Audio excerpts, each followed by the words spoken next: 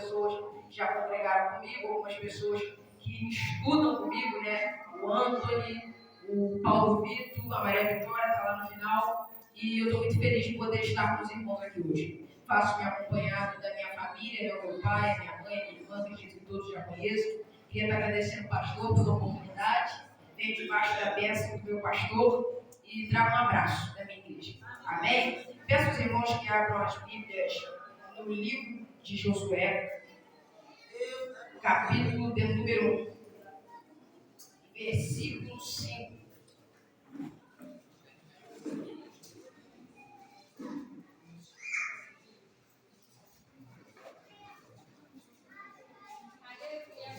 Josué, capítulo de número 1, versículo 5. Quem achou, diga amém? Amém.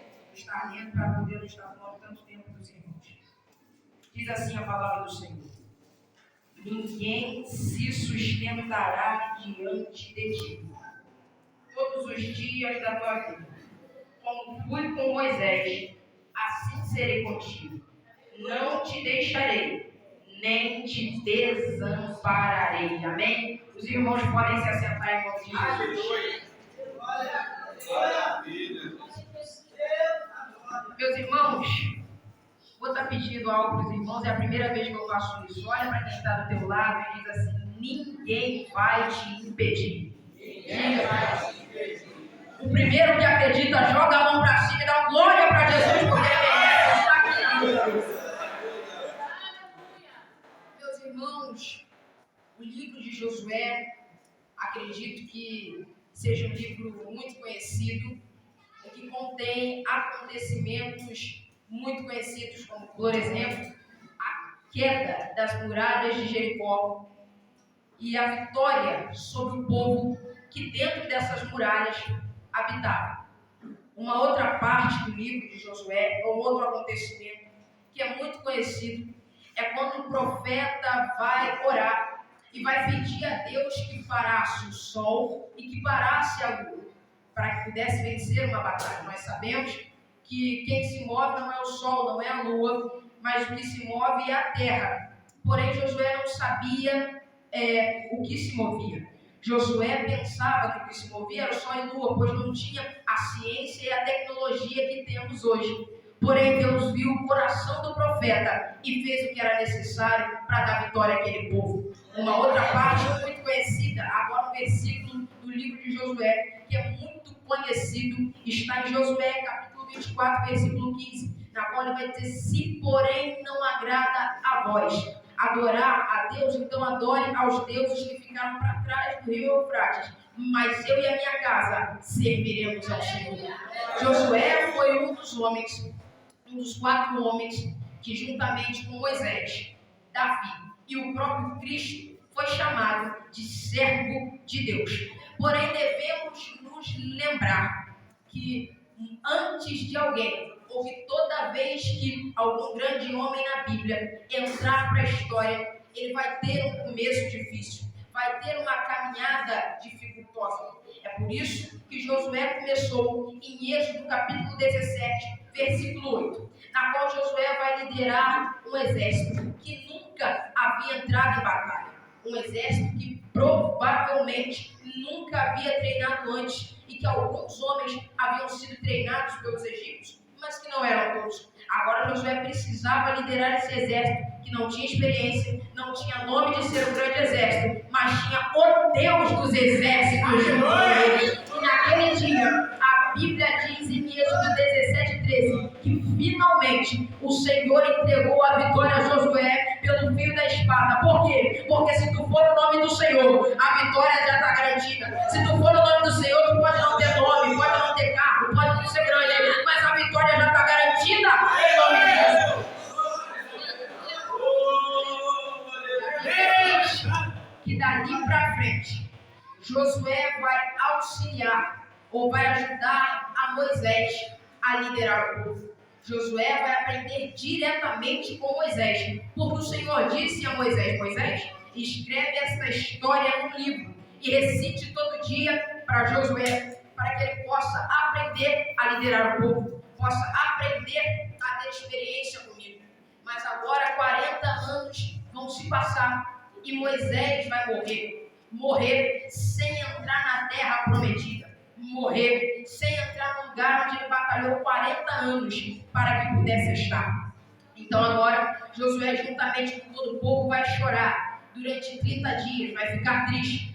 E agora Josué está cabisbaixo e tem sim motivo para ficar triste e cabisbaixo. Agora, após esses 40 dias, 30 dias, o Senhor aparece para Josué e diz: Josué, Moisés, meu servo, é morto. Levanta-te, pois, agora, e passa tu e todo este povo a terra que eu, o Senhor, dou aos filhos de Israel. E olhando para esse texto, eu começo a me perguntar se Deus não poderia ter sido menos direto, pois Josué estava triste, estava abatido, cabisbaixo, estava de luto. Mas o Senhor não chega com palavras mansas, mas já vai direto ao ponto: levanta-te, pois, agora. Não é daqui a pouco, é agora que vai se levantar.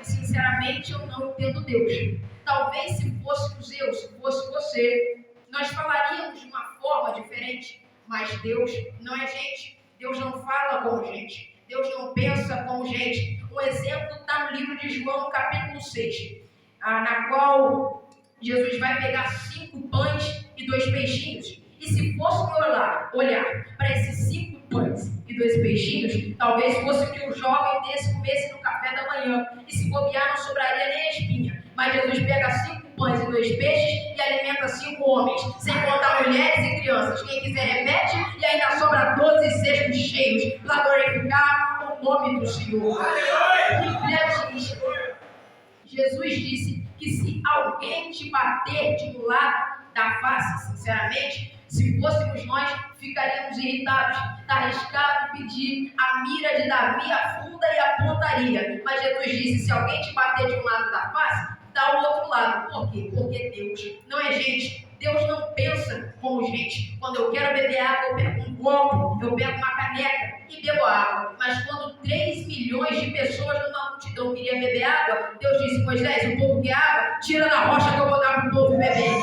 Deus não é gente. Então a Bíblia diz que o Senhor chega a Josué e diz: Josué, fique de pé mesmo em meio à dor. Josué, fique de pé mesmo em meio à dificuldade. Por quê? Aconteça o que acontecer, Deus quer você de pé. Diga para quem está do teu lado: aconteça o que acontecer, Deus quer você de pé. Deus quer você de pé. Estevão, mas está doendo. Deus quer você de pé. Eu estou chorando. Deus quer você de pé. Está difícil. Deus quer você de pé. Está complicado.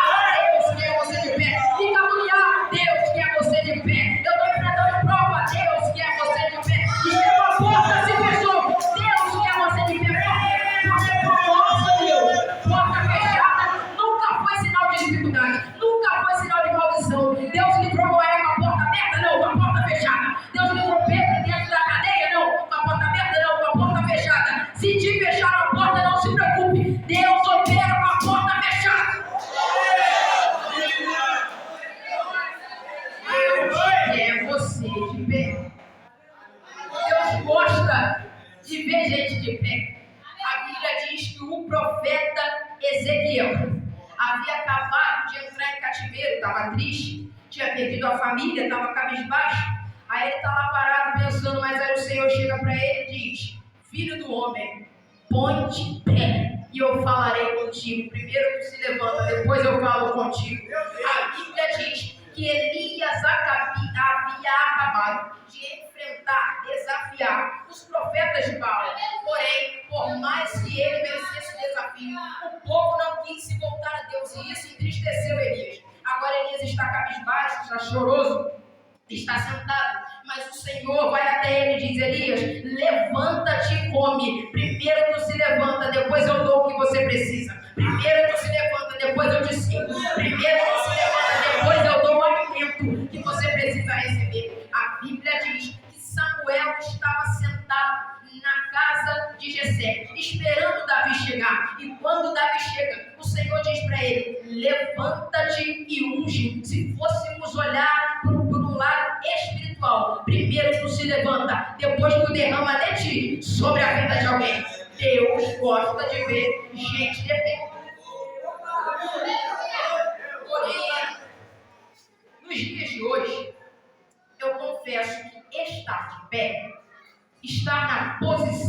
Deus quer estar no lugar, na maneira. Deus, sabendo que Josué tinha medo de se levantar, tinha medo de liderar aquele povo. Por quê? Porque aquele povo, ele já tinha visto aquele povo desobedecer a Moisés. Ele já tinha visto aquele povo murmurar e mais na terra dos cananeus, e ele mesmo testemunhou quando foi enviado juntamente com os 2 espias. Tinha gigantes, tinham guerreiros fortes, de tal maneira que a Bíblia diz que perto deles os guerreiros de Israel pareciam gafanhotos, não só para quem estava olhando de baixo para cima, mas para quem estava olhando de cima para baixo. Então Deus vai conhecer o coração de Josué, vai ver que ele estava triste, que ele estava cabisbaixo. Então o Senhor vai dizer: Josué, tende coragem e tende força, seja forte e corajoso. Força e coragem. A gente gosta de falar de força e coragem, principalmente para fazer coisas grandiosas, principalmente para fazer coisas difíceis, mas mais força e coragem ainda nós temos que ter para andar na presença do Senhor, conforme a lei do Senhor. Porém, Josué continuou com medo, e Deus sabia que ele estava com medo. Josué estava com medo de entrar nas guerras. Então o Senhor olha para ele e diz: Josué, agora nós vamos entrar na leitura. Ninguém se sustentará diante de ti todos os dias da tua vida. É como se o Senhor dissesse: Josué, anda conforme a minha palavra, ninguém vai te parar. Josué, anda conforme a minha vontade, ninguém vai te parar. Josué, faz o que eu te ordenei, ninguém vai te parar. Se levantar a mão, eu profetizo de olho aberto. Se tu andar conforme a vontade de Deus, da forma que Deus quer, da maneira que Deus quer, segundo a lei do Senhor, ninguém te para, ninguém te derruba, ninguém se sustentará diante de ti. Essa promessa ecoa até os dias de hoje. Talvez tu se pergunte, Estevam, mas a promessa não foi para Josué, foi sim.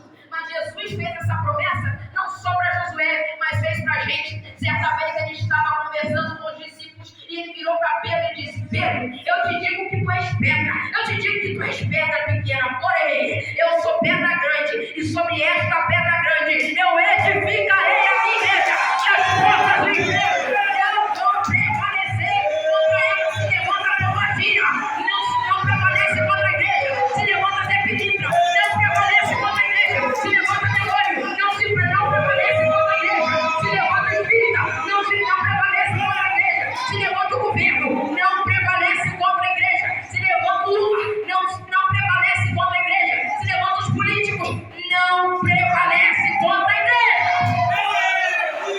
Quem tem glória da glória, quem tem aleluia, aleluia. Quem tem glória da glória, quem tem aleluia, aleluia. Vai dando glória, vai dando glória, vai dando glória, vai dando glória. Enquanto você está dando glória, Deus está visitando a tua família. Enquanto você está dando glória, Deus está visitando a tua saúde. Enquanto você está dando glória, Deus está visitando os teus filhos.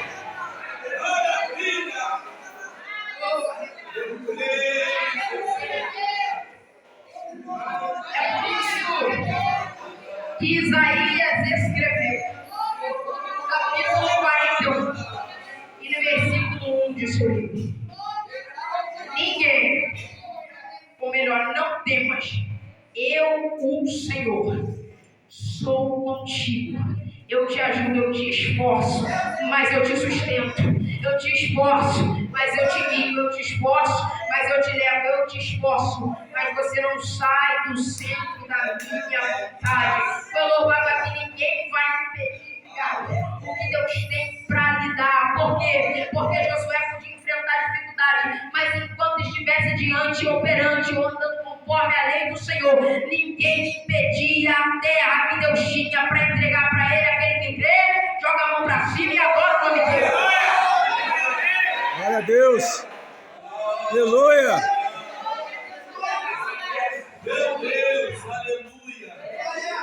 Porém, depois de Jesus nos dar essa promessa, fica a pergunta: Estevam, se ele nos deu essa promessa, ninguém se sustentará diante de nós, mas e agora? Como é que vamos batalhar contra esses inimigos? Mas eu queria te dizer que todos os maiores inimigos da igreja, Jesus venceu. Agora o trabalho é permanecer contra eles. O primeiro inimigo que Jesus venceu foi o diabo. Porque após ser batizado nas águas, Jesus foi ao deserto para ser tentado. Chegando lá, o diabo vai começar a tentá-lo e vai dizer: se tu és o Filho de Deus, transforma essa pedra em pão e coma. Mas Jesus olha para ele e diz: nem só de pão viverá o homem, mas sim de toda a palavra que sai da boca de Deus. Tem uma coisa que ele tem mais que nós, é paciência. Talvez você pense: Estevão, eu não sou paciente. Não é. Senão Jesus não teria nos dito: eis que venho brevemente. Eu venho rápido, eu venho cedo, porque você não vai aguentar esperar muito. Então o diabo volta e diz assim: se tu és o Filho de Deus, ele leva Jesus ao alto e diz: lança-te daqui do pináculo, porque aos anjos dará ordem ao teu respeito. Mas Jesus olha para ele e diz: não tentarás o Senhor teu Deus. O diabo volta a insistir. Então ele vai dizer: olha, ele mostra para Jesus todas as grandezas do mundo. E agora ele diz: olha só, tudo isso te darei, se prostrado me adorar. Aí Jesus olha para ele e diz assim: aparta-te daqui, Satanás. Sabe por quê? Porque somente ao teu Deus adorarás e a ele servirás. A presença dele é maior do que qualquer riqueza, a presença dele é maior do que qualquer terra, a presença dele é maior do que qualquer dinheiro, a presença dele é maior do que qualquer amor, do que prazer deste mundo. Presença essa que Davi olhou e disse: retira tudo de mim se preciso for, mas não me lances fora da tua presença, e nem retire de mim o teu espírito, porque se retirar, eu não sou ninguém, se retirar, eu não faço nada, mas tudo posso naquele que me fortalece.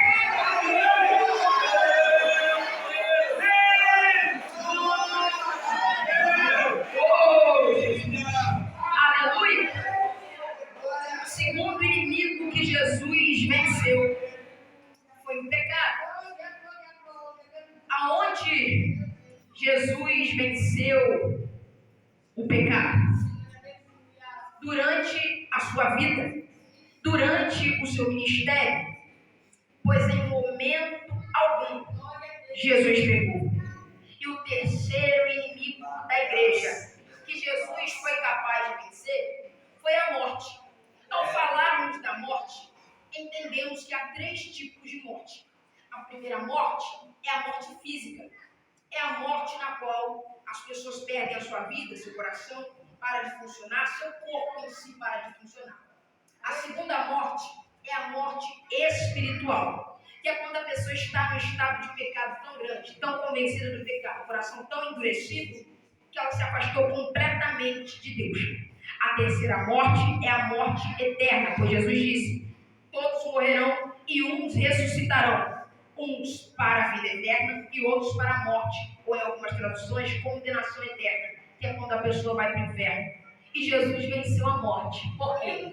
Porque a Bíblia diz que numa quinta-feira ele foi traído por Judas. Foi cantado aqui: ele estava esquecido na prisão. Agora Jesus vai ser julgado, vai passar por vários julgamentos, sem direito a advogado de defesa, sem direito a alguém para o ajudar, e algumas testemunhas eram falsas, mas agora, não tendo acusação para poder prender Jesus, vão matá-lo, vão levar ele perante Pilatos. E agora Pilatos olha para Jesus e começa a interrogá-lo, começa a testar, começa a fazer várias perguntas. E ele diz: olha, eu não achei em você acusação alguma, por que querem te matar? Mas Jesus ficou quieto. Por quê? Porque como ovelha muda foi levado ao matadouro. Agora a Bíblia diz que ele vai levar Jesus e Barrabás perante o povo, pois na Páscoa tinham o costume de soltar um prisioneiro. Vão começar a perguntar: vocês querem? Começa a perguntar: vocês querem que eu solte Jesus ou solte Barrabás? O povo grita: solta Barrabás. Ele diz: vocês querem que eu prenda Jesus ou que eu prenda Barrabás? Prende, mata Jesus, mas solta Barrabás. Barrabás era criminoso, Barrabás era ladrão e por isso estava preso. Jesus não. Jesus nunca cometeu erro, Jesus nunca cometeu pecado,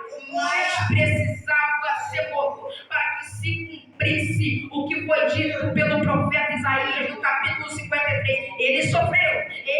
tomou sobre si as nossas dores. Depois eu vou voltar a falar disso daqui. A Bíblia diz que Jesus apanha com chicote, e o chicote tinha pedaços de osso que entravam na carne e que quando era puxado para trás arrancava pedaço. Agora Jesus está sangrando. Jesus vai entrar no estado físico de tremendo cansaço, de tremendo nervosismo, de tal maneira que o suor saía pelos poros, que o sangue saía pelos poros do seu corpo em forma de suor. Me falhou a memória agora o nome desse estado, mas vai ocorrer com Jesus. As duas únicas pessoas, só aconteceu isso com duas pessoas. Uma morreu, era uma senhora, uma freira. A segunda foi Jesus, mas Jesus suportou por amor a mim e por amor a ti. A Bíblia diz que ele foi carregando a cruz no sol, foi subindo até onde ele precisava chegar. E não, ele não carregou a cruz até o fim, porque ao chegar numa parte do caminho, um homem vê que ele estava com dificuldade para carregar, se tem compaixão dele e carrega a cruz até chegar no local que era necessário, o Calvário. Agora Jesus é crucificado no primeiro dia. Os discípulos estão bravos, estão tristes, estão nervosos. Pedro voltou a pescar, alguns discípulos estão indo para Emaús. No segundo dia, a igreja, ou melhor, os discípulos de Jesus, contando com as mulheres, vai se reunir na casa, provavelmente de Maria, e os que sobraram vão começar a chorar, vão começar a reclamar. Mas ao terceiro dia, uma mulher foi até a porta do sepulcro e um anjo estava perguntando: por que procuras o vivo no meio dos mortos? Por que procuras o vivo no meio dos mortos? Por que procuras o vivo no meio dos mortos? Por quê? Porque ele venceu a morte. Ele venceu, ele venceu, ele venceu, ele venceu, ele venceu, ele venceu, ele venceu, ele venceu, ele venceu. Aí vem Charles Spurgeon, um pensador, um escritor e um baita de crente.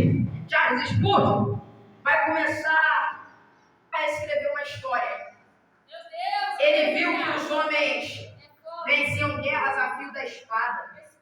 Aí ele começou a se perguntar: será que o ferro é a coisa mais forte que existe? Aí ele falou: isso é não. Que quando o ferro passa pelo fogo, ele se derrete. Será que o fogo é a coisa mais forte que existe? Também não é, porque se a água vier, apaga ele. Aí eu imagino, dentro da história, alguém olhando para a água e falando: ah, você é a pessoa mais forte que existe? Ou a substância, ou o líquido? Não, não sou não, porque se os raios do sol vierem até mim, me evaporam. Sol, você é o mais forte do mundo. Olha, eu sou grande, eu brilho, eu trago calor, eu trago luz, mas não sou não. Porque quando as nuvens passam por mim, me tampam, acabam com a minha luz e eu não faço nada, ficando do lado. Nuvem, você é a mais forte do mundo, sou nada. Que quando o vento vem até mim, ele me rebate de um lugar ao outro. Vento, você é a coisa mais forte do mundo, não. Que quando eu passo pela montanha, eu sou bloqueado, eu tenho que me repartir, me dividir. Montanha, você é a mais forte do mundo? Não. Porque o homem vem com os seus maquinários e me arranca. Aí a morte dá um abraço no homem e falou: agora tu não sai mais do meu abraço. E quem eu abraçar, fica comigo. Ninguém nunca fugiu do meu abraço, quer ver? Adão está comigo, Eva está comigo, Abel está comigo, Caim está comigo, Abraão está comigo, Noé estava com ele, Abraão estava com ele, Isaac estava com a morte, Jacó estava com a morte, os 12 filhos de Jacó estavam com a morte, Moisés morreu, Josué morreu, e todos os juízes que vieram após ele morreram. Eude, Débora, Gideão, Sansão, Eli, Samuel, Saul morreu, Davi morreu, todos os homens e mulheres a qual a morte abraçou, ficaram presas no abraço dela. Ninguém nunca conseguiu sair do abraço dela. Aí ela disse assim: Charles, escreve aí que eu sou mais forte. Ele falou: eu não posso, porque um dia você tentou abraçar um tal de Jesus. Ela tentou abraçar Jesus.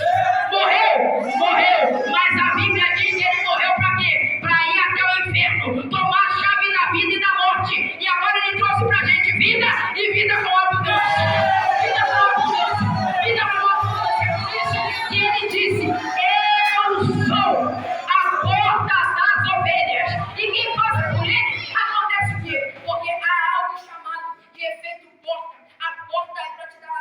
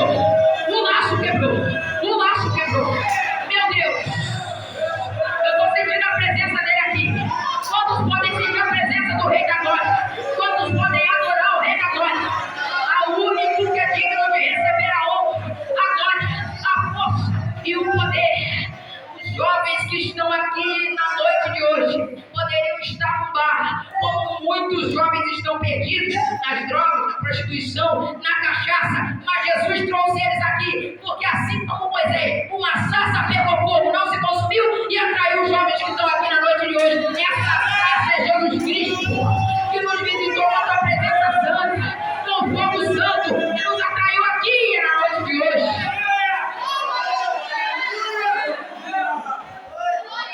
E agora, com a permissão do pastor, eu queria perguntar se tem alguém aqui, não só dos jovens, mas da igreja em si,